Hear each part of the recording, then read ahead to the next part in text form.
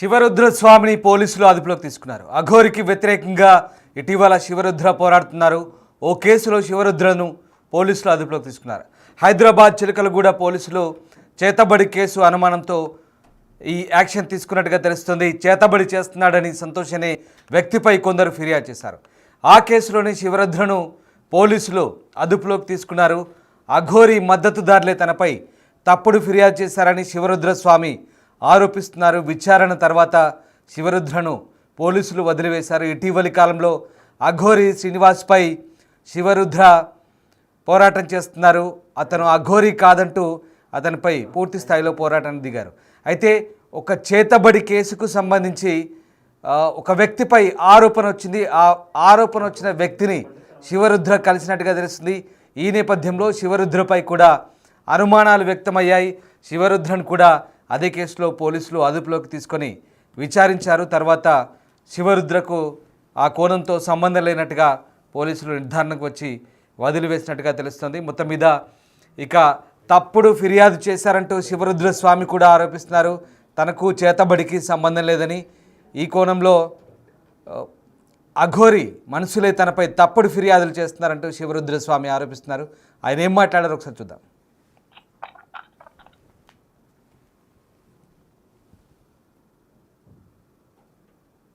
ఏం జరిగింది అసలు? యావత్ తెలంగాణ ప్రజలందరికీ శివరుద్ర సాధు విషయ వివరణలు మీకు ఎన్నో ధర్మ కార్యక్రమాల నిమిత్తం నేను తిరుగుతూ ఉంటాను. చాలామంది చాలా విధాలుగా కూడా అడ్డుకున్నారు. ఈరోజు నల్లకుంట ప్రాంతంలో ఎవరో ఒక సాధు ఒక అఘోర రూపంలో క్షుద్ర పూజల నిమిత్తం ఈరోజు రాత్రికే వాళ్ళని ఏమో చేసేస్తానని అనడం జరిగింది. అలా జరిగినప్పుడు నేను కూడా అఘోర రూపంతో త్రిశూలాన్ని భార్యడు జుట్టుతో ఉంటాను కాబట్టి పోలీస్ అధికారులు ఇద్దరు వచ్చారు. ఎంక్వైరీ నిమిత్తం అని వచ్చారు. ఫోటోలన్నీ కన్ఫర్మేషన్ తీసుకున్న తర్వాత ఈ విధంగా జరిగి వాళ్ళ మధ్యలో వీళ్ళ మధ్యలో వాగ్వివాదం. నాతో పాటు నా శిష్యులు ఉన్నప్పుడు శిష్యులకి మరియు వచ్చిన అధికారులకి కొన్ని మాట ఆలోచనతో కమ్యూనికేషన్కి వచ్చాము. ప్రజలందరికీ తెలియజేయాల్సింది, పోలీస్ అధికారులకు కూడా చెప్పాల్సిన విషయం ఏంటంటే చాలామంది దొంగలు జరుగుతున్నారు బయట. పోలీస్ అధికారులు ఉన్నతంగా పనిచేస్తున్నారు. వాళ్ళకి గౌరవం ఇస్తూ ఈరోజు జరుగుతున్న ఈ యొక్క చిన్న కమ్యూనికేషన్ని ఇక ముందు కూడా పోలీస్ అధికారులు తెలుసుకొని నిజ నిర్ధారణలు చేయాలనే ఆలోచనతో నా మీద ఈ ఇంతకు ముందుకు కూడా 3 సార్లు 4 సార్లు పెద్ద ఎత్తున వేరే ఆలోచనలతో నా దాకా రావడం, నేను జగద్గిరిగుట్ట పోలీస్ స్టేషన్లో కంప్లైంట్లు ఇవ్వడం కూడా జరిగింది. ఇలాంటి విషయ వివరణలు రానున్న రోజుల్లో జరగకూడదు అని పోలీస్ అధికారులు కూడా నిజాల నిర్ధారణ చేసుకోవాలి. ఈరోజు మీడియా సోదరులు సహకరణతో, పోలీస్ అధికారుల సహకరణతో సనాతన ధర్మ కార్యక్రమాల నిమిత్తం నేను యావత్ భారతదేశం అంతా తిరుగుతున్న సంగతి తెలిసిందే. పోలీస్ అధికారులు నా శిష్యులపైన ఒక చేతి చేసుకోవడం, కమ్యూనికేషన్ చేసుకోవడం, తర్వాత వీళ్ళు మాట్లాడుకొని లేదు స్వామి అని ఇద్దరి మధ్యలో గొడవ జరగడం జరిగింది. దానికి అందరూ సామరస్యత ఒకటి తీసుకున్నారు. సామరస్యత తీసుకున్న తర్వాత ఇలాంటిది మళ్ళీ ఇంక పైన ఉపేక్షింపబోము, ఇలాంటిది జరగకూడదన్న ఆలోచన చేస్తున్నాము మేము. ఈ సమయానికి ఛానల్ వాళ్ళందరూ రావడం కూడా ఒక ధైర్యంగా అనిపిస్తూ ఉంది. మీరందరూ ఉన్నారనేది. ఆజాద్ గారు వారి శిష్య బృందం కూడా వచ్చారు ఇక్కడికి.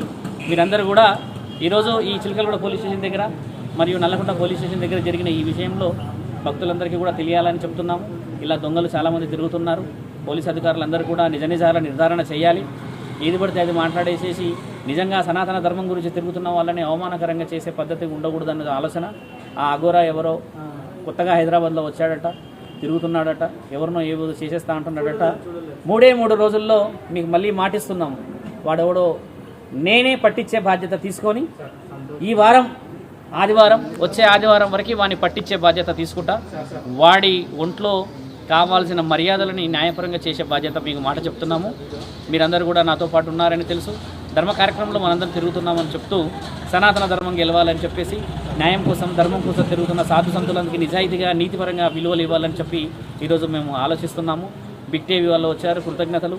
అక్కడ సిఐ గారు కూడా అంటున్నారు స్వామి అదొక పొరపాటు జరిగిందని. పెద్ద అధికారులు కానిస్టేబుల్ కూడా పొరపాటు జరిగిందని చెప్తున్నారు. వాళ్ళు కూడా మనస్ఫూర్తిగా ఒక మాట చెప్పి సారీ అనడం చేత మేమందరం కూడా వాళ్ళకి అలా కాదు ఇలా అని చెప్పడం చేత ఈ ఆలోచన చేశాము.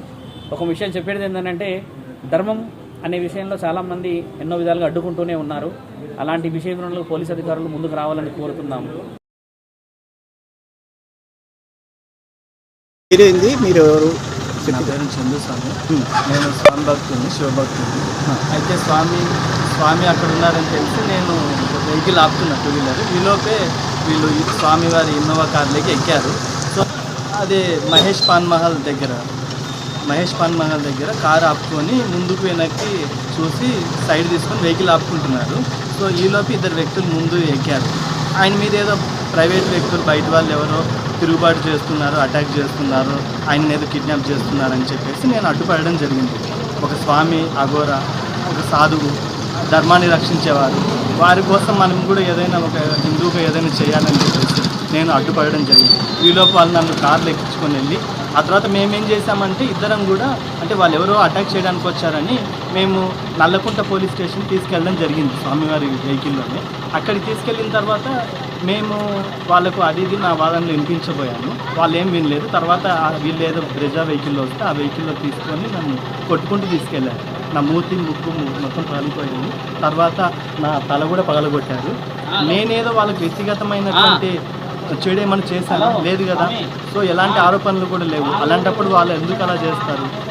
మేమేంటంటే ధర్మాన్ని రక్షించాలనడానికి ప్రయత్నిస్తున్న వారి కోసం మేము వాళ్ళని ప్రొటెక్ట్ చేస్తామనేది మా ఉద్దేశం. స్వామి నమస్కారం.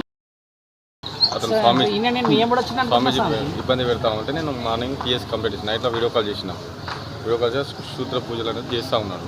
చేసి నాకు భయం వేసి నైట్ మొత్తం నిద్ర లేదు. మార్నింగ్ పిఎస్కి నియర్ బై పిఎస్కి వెళ్ళేసి కంప్లీట్ ఇస్తే ఇక్కడ మన వీడియో ఉంది మన అతను చేయించింది అయితే ఉన్నది. దాని మీద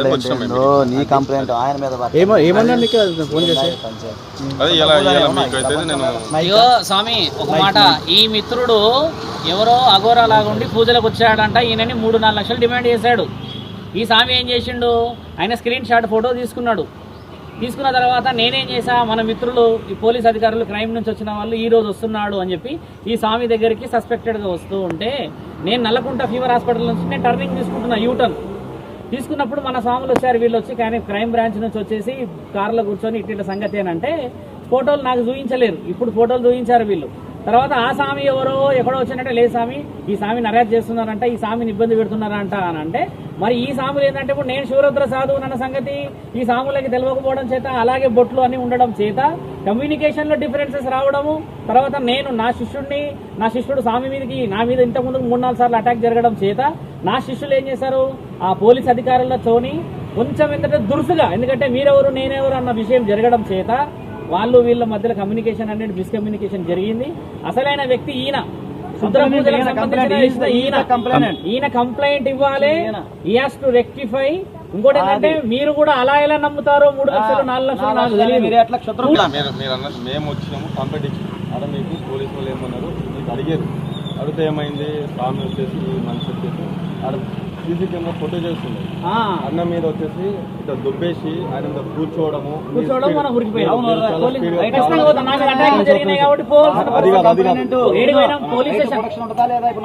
అంటే యూనిఫామ్ ఆ విషయం వేరు కదా.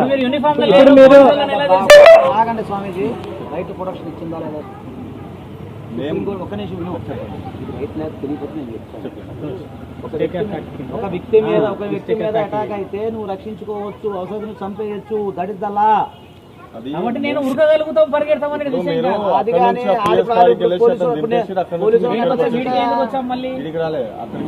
దేని పోలీస్ స్టేషన్కి వచ్చాం, దేనికి నిలబడ్డాం, ఆయన ఆడ నిలబెట్టి.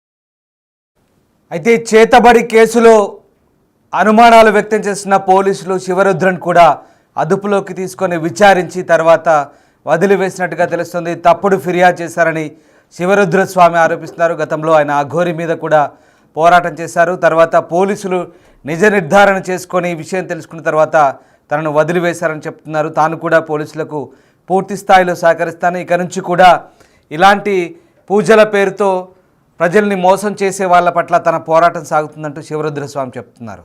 అసలు పోలీసులు శివరుద్ర స్వామిని అదుపులోకి తీసుకొని ఎలాంటి విచారణ చేశారు? మా ప్రతినిధి గౌతమి ఉన్నారు. గౌతమి, శివరుద్ర స్వామిని పోలీసులు అదుపులోకి తీసుకొని విచారణ చేసినట్టుగా తెలుస్తుంది. అసలు ఎందుకు, ఏ కోణంలో శివరుద్ర స్వామిని పోలీసులు విచారించారు? ముఖ్యంగా ఈ చేతబడి కేసుకు సంబంధించి అసలు ఎవరు చేతబడి చేస్తే ఇందులో శివరుద్ర స్వామి ఏ రకంగా ఇన్వాల్వ్ అయ్యారు, దీనికి సంబంధించిన పూర్తి సమాచారం ఏంటి, పోలీసులు ఏం చెప్తున్నారు? గురించి ప్రత్యేకంగా చెప్పాల్సిన అవసరం లేదు. గతంలోని ఇటు అఘోరికి సంబంధించి ఎక్కువ శాతం అతని గురించి బయట పెట్టే విషయాలు కావచ్చు, లేకపోతే అఘోరి అలియా శ్రీనివాస్ అసలు ఎలాంటి వ్యక్తి, ఎక్కడెక్కడ మోసాలు చేశారు అని చెప్పి మొత్తం కూడా అంటే స్టార్టింగ్ నుంచి ఎండింగ్ అతన్ని జైలు పంపించినంత వరకు కూడా పోరాడుతున్న వ్యక్తి అని కూడా చెప్పుకోవచ్చు శివరుద్ర. అయితే ముఖ్యంగా శివరుద్ర గురించి గతంలో కూడా ఇతని పైన ఇలాంటి కేసెస్ పెట్టడానికి కూడా చాలా మంది చూశారు. ఇలాంటి ఫేక్ కేసెస్ అంటే ఏవైతే చేతపడి కావచ్చు, లేకపోతే ఇలాంటి కార్యక్రమాలు చేయడంలోని శివరుద్ర కూడా సాయపడుతూ ఉన్నాడు అని చెప్పి గతంలో కూడా ఇలాగే పొరపాటు పడి ఆయన తీసుకొచ్చారు అని చెప్పి కూడా ఆయన చాలా సార్లు చెప్పుకున్న పరిస్థితి ఉంది. మళ్ళీ నిజ నిజాలు తెలిసిన తర్వాత పోలీసులు అతన్ని విడిచిపెట్టడం కూడా. ఈ నేపథ్యంలోనే ఈ రోజు కూడా అంటే ఆల్రెడీ ఊర్లోకి అంటే ముఖ్యంగా ఇలాంటి దొంగ స్వామీజీలు దిగుతున్నారు అని చెప్పి కూడా ఈయన చెప్పడం జరిగింది అనమాట. ఇప్పుడు కూడా అలాంటి ఒక స్వామీజీ అఘోరి అని చెప్పి కూడా ఆయన దిగడం జరిగింది. దిగిన తర్వాత ప్రజలకి ఇలాంటి చేతపడి చేస్తాను, లేకపోతే వశీకరణ చేస్తాను, ఇలాంటివి నేను చేసి మిమ్మల్ని నేను రక్షిస్తాను అని చెప్పి ఇలాంటి పూజల పేరుతోని చేస్తున్నాడు అని చెప్పి కూడా ఈయన చెప్పడం జరిగింది. వెంటనే అక్కడ పోలీసులకి అంటే గతంలోని ఎవరైతే ఇప్పుడు ఈ విక్టిమ్ ఉన్నారో ఈ పూజలు చేయిస్తాము, లేకపోతే మొత్తం కుటుంబం అంతా కూడా నాశనం అయిపోతుంది అని చెప్పి అఘోరి అన్న వ్యక్తి ఎవరైతే చెప్పిన వెంటనే ఆ విక్టిమ్ కి సంబంధించి అతని వైపు మాట్లాడదామని చెప్పి శివరుద్ర అక్కడికి వెళ్ళడం కూడా జరిగిందని చెప్తూ ఉన్నారు.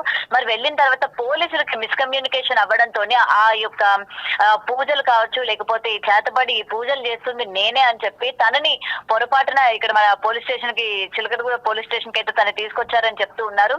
తర్వాత నిజ నిజాలు తెలుసుకున్న తర్వాత సంతోష్ ఆదిబట్లకు చెందిన వ్యక్తి సంతోష్ గా గుర్తించారనమాట. మరి ఆ సంతోష్ అన్న ఈ పూజలు అన్నవి ఎప్పటి నుండి చేస్తున్నారు, అసలు ఏమని బెదిరించారు, బెదిరించిన తర్వాత ఇప్పుడు శివరుద్రాలను కూడా సంతోషే ఇరికించే ప్రయత్నం ఏమైనా చేశారా అన్న కోణంలో కూడా పోలీసులు అయితే దర్యాప్తు చేస్తూ ఉన్నారు. ఇటు శివరుద్రకి సంబంధించి క్షమాపణలు చెప్పి పోలీసులు మేము పొరపాటు మిమ్మల్ని తీసుకొచ్చామని చెప్పి ఆయన విడిచిపెట్టేసినట్టు కూడా తెలుస్తుంది. అయితే ఇప్పుడు ఆయన ఒక సవాల్ కూడా విసిరాడు. ఎందుకంటే గతంలో అఘోరి పేరుతో జనాల్ని ఎంత మోసం చేశారు, ఇలాంటి పూజలు చేస్తానని చెప్పి ఎంత డబ్బులు దోచుకున్నారో అందరి బండారం కూడా బయట పెట్టాను. కాబట్టి ఇప్పుడు కూడా నేను ఏంటంటే ఇలాంటి ఒక వ్యక్తి పూజలు చేస్తానని చెప్పి వచ్చాడు కాబట్టి ఆ వ్యక్తిని మేము పట్టుకుంటాము, ఆ వ్యక్తిని నేను డెఫినెట్ గా పట్టుకుంటాను, మళ్ళీ ఆదివారం కల్లా నేను పట్టుకుంటాను అని అయితే చెప్పడం జరిగిందనమాట.